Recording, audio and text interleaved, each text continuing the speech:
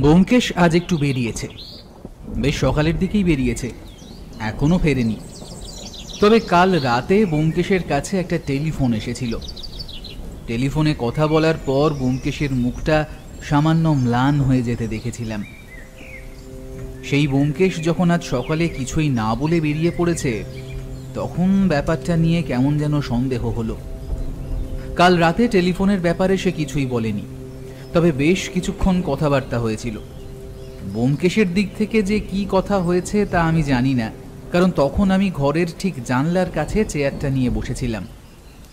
বেশ কিছুদিন ধরে বৃষ্টি হয়ে চলেছে, আর সন্ধ্যের দিকে চেয়ার নিয়ে জানলার কাছে বসে থাকার মধ্যে একটা অন্যরকম ব্যাপার আছে। ব্যোমকেশ ফিরছে না দেখে আমি বাধ্য হয়ে একবার রান্নাঘরে সত্যবতীর কাছে গেলাম। তারপর বললাম, বৌঠান, ব্যোমকেশ কি কিছু বলে গেছে তোমায়? না ঠাকুরপো, সে তো আমায় কিছু বলে যায়নি। আমি তো মনে করলাম তোমায় কিছু জানিয়ে গেছে হয়তো। কোনো একটা ব্যাপার নিয়ে কাল রাত থেকেই চিন্তিত বলে মনে হয়েছিল, তবে আমায় কিন্তু কিছু বলেনি। একটা টেলিফোন এসেছিল সকালে, আর তারপরেই তাড়াহুড়ো করে বেরিয়ে পড়লো। জিজ্ঞাসা করতে বললো একবার থানায় হয়ে যাবে। তাহলে একবার দাসবাবুকে টেলিফোন করলেই তো জানা যাবে। আচ্ছা, থাক, একটু না হয় দেখি। ব্যোমকেশ কিন্তু বিকেলের মধ্যেও ফিরল না।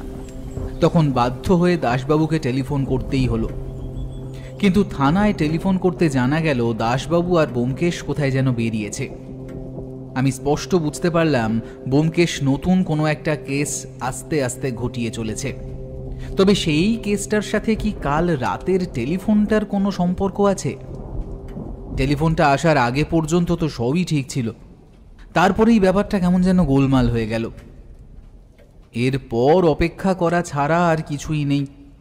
তবে ঘরে বসে শুধু শুধু অপেক্ষা করার বদলে আমি আমার আগের কেসের ব্যাপারে যে লেখাটা শুরু করেছিলাম সেটাই চালিয়ে যেতে লাগলাম।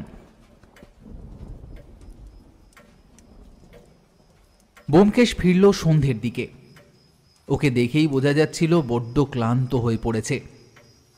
ঘরে ঢুকতেই আমি তার দিকে এগিয়ে গিয়ে কিছু একটা বলতে যাচ্ছিলাম, তার আগেই ব্যোমকেশ বলল, এখন একটু অপেক্ষা করো, হাত মুখটা ধুয়ে আসি, সারাদিন অনেকটা ঘোরাঘুরি হয়েছে।